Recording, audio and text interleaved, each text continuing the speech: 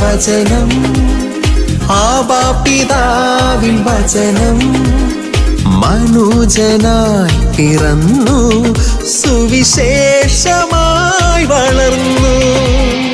ആദിയിലുള്ള വചനം ആബാപിതാവിൻ വചനം മനുജനായി പിറന്നു സുവിശേഷമായി വളർന്നു.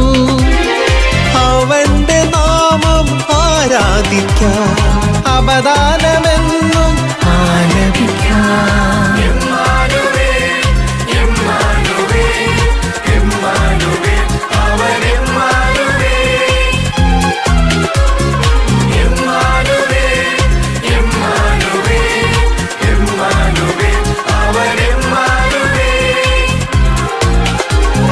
യെരൂശലേമിൻ നായകനെ വാഴ്ത്തുവിൻ, വാഴ്ത്തിപ്പാടുവിൻ.